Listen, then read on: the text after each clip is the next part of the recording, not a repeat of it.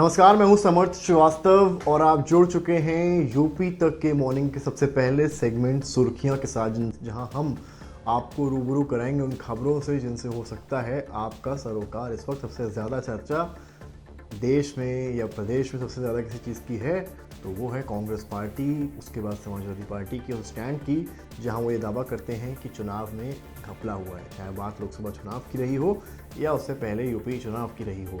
अब समाजवादी पार्टी दावा कर रही है कि हमने तो भाई एफिडेविट लगा के तमाम चीज़ें दी, चुनाव आयोग का कोई जवाब ही नहीं आया, और जब जवाब आया तो ये कहा कि भाई हमारे पास कुछ पहुंचा नहीं है। अब अखिलेश यादव ने कल एक सीरीज़ ऑफ ट्वीट्स किए हैं, एक्स पर पोस्ट किए हैं, जिन पर चुनाव आयोग से इसको लेकर सवाल उठा दिया है। क्या ट्वीट्स कहते हैं अखिलेश यादव के, आइए पहले हम इस बात को समझने की कोशिश करते हैं।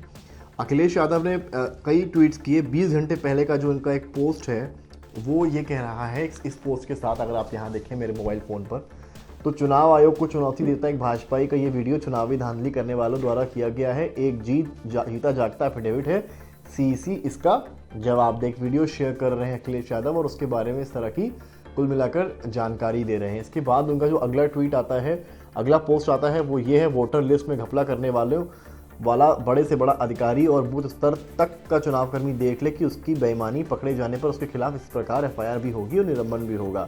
अब आते हैं और आगे, अब आते हैं यहाँ पर, अब इन्होंने असीम अनवर को क्यों इस पर टारगेट किया है। और लिखते हैं, भाजपा के इन विधायक और यूपी के मंत्री जी का एफिडेविट चुनाव आयोग तक पहुँच गया है क्या? चुनाव आयोग इनके खिलाफ क्या करेगा? इसका शपथ पत्र ना सही तो श्वेत पत्र दे। अब कहानी कुछ मिलाकर ये हुई है कि एक तरफ तो राहुल गांधी दिल्ली में मोर्चा खोल चुके हैं, तो दूसरी तरफ अखिलेश यादव यूपी में सवाल ये उठा रहे हैं कि चुनाव आयोग की तरफ से गड़बड़ियाँ हुई हैं, कुल मिलाकर चुनाव में गड़बड़ियाँ हुई हैं, और जब हमने कंप्लेन की तो वहाँ से ओके नहीं हुई। अब देखना इसमें ये पड़ेगा कि टाइम पीरियड कितना था जिस वक्त कंप्लेन की गई है। असीम अरुण साहब जो है मंत्री की सरकार में और कन्नौज से विधायक हैं, वो क्या कह रहे हैं, आइए जल्दी से पढ़ देते हैं। असीम अरुण ने कन्नौज में मतदाता सूची में गड़बड़ी का आरोप लगा नई बहस छेड़ दी है। अब सपा अध्यक्ष और कन्नौज से सांसद अखिलेश ने उनके बयान पर चुनाव आयोग से जवाब मांगा, जो मैं अभी आपको पढ़ रहा था। असीम अरुण ने क्या कहा है, ये कहा है कि लोकसभा चुनाव में कोई भी बूथ ऐसा नहीं बचा था जहां पर भाजपा समर्थकों के गलत तरीके से वोट ना काटे गए हों। ये चुनाव प्रक्रिया में निश्चित रूप से गड़बड़ी है। कन्नौज में इसका लाभ अखिलेश यादव ने लिया, वो गलत ढंग से वोट जुड़े हुए थे। इस पर अखिलेश ने एक्स पर माध्यम से सवाल उठाया है और कहीं ना कहीं मंत्री पर को और मंत्री के बहाने चुनाव आयोग पे घेर दिया कि भाई अब तो आपके ही सरकार के मंत्री जो है सवाल उठा रहे हैं, तो अब तो क्या उनका एफिडेविट मिला है या आप उनको श्वेत पत्र दे देंगे। तो ये चुनाव आयोग को लेकर जो लड़ाई है, जो पहले राहुल गांधी ने शुरू की, वो अब यूपी की सियासत में भी कुल मिलाकर साफ देखी जा सकती है, जहां अखिलेश यादव लगातार इस मुद्दे को उठा रहे हैं। उनका ये दावा है कि हमारी पार्टी के द्वारा सारी चीज़ें की गई लेकिन हमें जवाब नहीं मिल पाया। इसका एक और उदाहरण मैं अगर आपको दिखाऊं यहाँ पर, तो उन्होंने एक और पोस्ट एक्स पर किया और जिसमें उन्होंने लिखा कि जो चुनाव आयोग ये कह रहा है कि हमें यूपी में सपा द्वारा दिए गए एफिडेविट नहीं मिले हैं, वो हमारे शपथ पत्रों की प्राप्ति के प्रमाण स्वरूप दी गई अपने कार्यालय की पावती को देख लें। आगे वो लिखते हैं कि इस बार हम मांग करते हैं कि चुनाव आयोग शपथ पत्र दे कि ये जो डिजिटल रसीद हमको भेजी गई है वो सही है या नहीं है। नहीं तो चुनाव आयोग के साथ साथ डिजिटल इंडिया भी शक के घेरे में आ जाता है। यानी कि जो डिजिटल रसीद सपा को प्राप्त हुई है उसकी जो प्रतियां हैं, अखिलेश ने उनको कुछ शेयर किया है। अगर आप यहाँ पर देखेंगे तो कुछ प्रतियां जो हैं वो उन्होंने एक तरह से 4 इमेजेस शेयर की हैं अपने पोस्ट एक्स के पोस्ट पर, जो एक तरह से डिजिटल प्रतियों के रूप में आप यहाँ पर देख रहे हैं। यहाँ देखिए समाजवादी पार्टी है, यहाँ पर जो है नीचे आप देख सकते हैं एक जवाब है, और कुल मिलाकर ये बख्शी की तरह 2022 चुनाव जिसके जहाँ हम जिक्र कर रहे हैं। हालांकि एक सवाल ये है कि क्या टाइम पीरियड में ये चीज़ें आती हैं, ये भी चुनाव आयोग का क्या इस पर कम कमेंट होता है, ये बड़ा ही दिलचस्प कुल मिलाकर होने वाला है।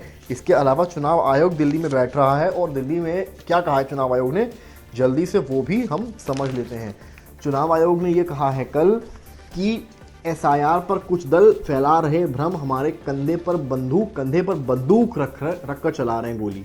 मुख्य चुनाव आयुक्त ज्ञानेश कुमार ने विपक्ष के सवालों का जवाब दिया है। राहुल को जवाब दिया है कि हलफनामा देना होगा या देश से माफी मांगनी होगी, कोई तीसरा विकल्प नहीं है। सीईसी ने कहा है दोहरे मतदान और वोट चोरी के झूठे आरोपों से हम नहीं डरते हैं। अब ये मामला जो है वो बेहद दिलचस्प हो गया है। अब देखना ये है कि राहुल गांधी और अखिलेश यादव जो मुद्दे उठा रहे हैं देश से लेकर प्रदेश तक, क्या वो सही है और अगर नहीं सही है तो चुनाव आयोग उनका जवाब किस तरीके से देता है, ये बेहद दिलचस्प होने वाला है। एक और चर्चा का विषय यूपी की सियासत में अगर कोई बनी हुई है तो वो है पूजा पाल। विधानसभा के सत्र का दिन, 24 घंटे की विधानसभा, और रात में एक ऐसा भाषण जिसने सियासी भूचाल उत्तर प्रदेश में लाकर रख दिया। एक पार्टी ने एक बागी विधायक को निकाल दिया तो दूसरी पार्टी के जो आला कमान के माननीय मुख्यमंत्री हैं उनसे उन्होंने मुलाकात कर कहीं ना कहीं सियासी हलचल बढ़ा दी। जी हाँ, बात कर रहे हैं मुख्यमंत्री योगी आदित्यनाथ की और उनके साथ हुई पूजा पाल की उस मुलाकात की। तस्वीरें तो आप देख ही रहे होंगे किस तरीके से पूजा पाल जो है वो मुख्यमंत्री से मुलाकात कर रही हैं। सोशल मीडिया पर वो तस्वीर वायरल भी हो गई है।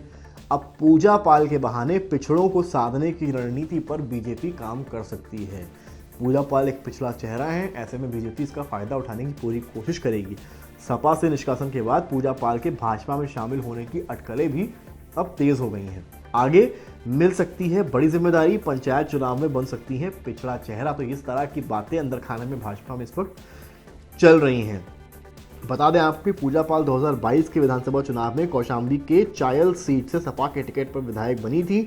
पूजा पाल के विधायक पति राजू पाल हत्याकांड के मुख्य गवाह उमेश पाल की हत्या के बाद से ही पूजा सपा से नाराज चल रही थी। उमेश की हत्या का आरोप अति गैंग पर लगा था। राज्यसभा चुनाव में भाजपा प्रत्याशी के पक्ष में क्रॉस वोटिंग कर उन्होंने अपनी नाराजगी का इजहार कर दिया था। यानी कि ऐसा नहीं है कि पूजा पाल पूर्णतः सपा डेडिकेटेड विधायक थी। इस पूरे कांड के बाद जब क्रॉस वोटिंग होती है वो बीजेपी की सपोर्ट में जाती हैं और राकेश प्रताप और अभय सिंह और मनोज पांडे की तरह खुद को भी उस फहरिस्त में शामिल कर लेती हैं।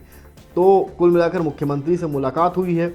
सूत्रों का यह भी कहना है कि पूजा के निष्कासन के बहाने भाजपा सपा को घेरने के साथ ही पिछड़ों को साधने की रणनीति पर काम करेगी। संभावना यह भी जताई जा रही है कि भाजपा पूजा पाल को भी पार्टी में शामिल कर कोई बड़ी जिम्मेदारी दे सकती है। तो अब भाजपा के लिए एक मौका है जिसमें वो चौका लगाने का पूरा प्रयास कर सकती है। तो ये दो बड़ी खबरें जो हैं वो यूपी की इस वक्त की हैं, पूजा पाल और दूसरी चुनाव आयोग के इर्द गिर्द घूमती ये खबर इस वक्त की बड़ी है। तो वहीं जन्माष्टमी का त्यौहार मनाया गया है। शुभांशु को लेकर भी खबर बड़ी इंपॉर्टेंट है। शुभांशु जिन्होंने पूरे देश का नाम रोशन किया, वो लखनऊ के लड़के हैं। लखनऊ की उनकी पैदाइश है, लखनऊ में पढ़ाई लिखाई की है। उसके बाद उन्होंने तमाम चीज़ें की, एनडीए का एग्ज़ाम क्लियर किया, एयरफोर्स ग्रुप कैप्टन बने और अब हिस्टोरिक तरीके से उन्होंने एक तरह से एस्ट्रोनॉट, इंडियन एस्ट्रोनॉट और ऐसी चीज़ कर दी है जो इतिहास में दोबारा करना काफ़ी ज़्यादा बड़ा चैलेंज होगा। शुभांशु की वतन वापसी हो गई है, कल दिल्ली पहुँचे हैं। प्रधानमंत्री नरेंद्र मोदी के साथ उनकी आज मुलाकात की संभावना है, जहां वो परिवार के साथ प्रधानमंत्री मोदी से मिलेंगे। अब जो कयास उसके बाद लगाए जा रहे हैं वो ये है कि पहली चीज़ ये कि प्रधानमंत्री से मुलाकात के बाद क्या शुभांशु 1 या 2 दिन में लखनऊ आकर अपनी मां से मिलेंगे, यहाँ परिवार के साथ समय बिताएंगे। नंबर 2 ये कयास जो परिवार की तरफ से है कि 25 तारीख को लखनऊ का शुभांशु का लखनऊ का प्रोग्राम बना है। इसरो पूरे प्रोग्राम को निर्धारित कर रहा है।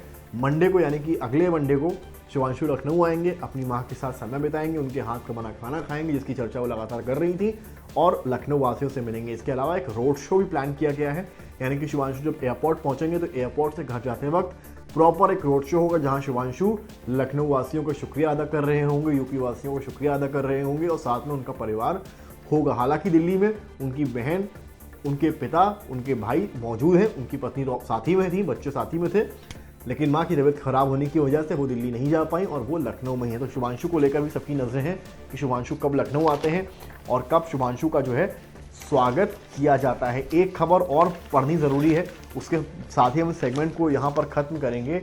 एक डराने वाला किस्सा लखनऊ में सामने आया था, जहाँ एक स्कॉर्पियो गाड़ी थी, उसको कई लोगों को कुचलती हुई निकल गई। इसके विजुअल जो है, खासकर जो इसका सीसीटीवी फुटेज है वो काफ़ी ज़्यादा खतरनाक दिखाई पड़ता है। तो इस तरह की घटनाएं जो हैं इन पर तो अंकुश लगना ही चाहिए, और अंकुश शायद तभी लगेगा जब त्वरित कार्रवाई होगी, पुलिस तुरंत एक्शन लेगी और ऐसा एक्शन ले कि कहीं ना कहीं उसके बाद जवाब न बचे। तस्वीर देखिए, खबर बेहद डराने वाली है। अब इस खबर को पहले देखिए क्या है। लोगों ने रोका तो स्कॉर्पियो से कुचलने लगा। तेलीबाग में मंदिर के बाहर पूजा कर रहे लोगों को मारी टक्कर, एक की मौत, कई घायल। तो ये जो तस्वीरें हैं ना, ये काफ़ी ज़्यादा जो है वो डराने वाली हैं। तेलीबाग से मंदिर के बाहर पूजा कर रहे लोगों को मारी टक्कर, एक की मौत, कई घायल। लगातार भाजपा का झंडा, दर्ज हैं कई केस। ये देखिए, इस तरह के बीजेपी का झंडा लगा हुआ है, ये गाड़ी है। तो ये खबरें जो है इस तरह की रोड रैश वाली, ये डराने वाली खबरें हैं।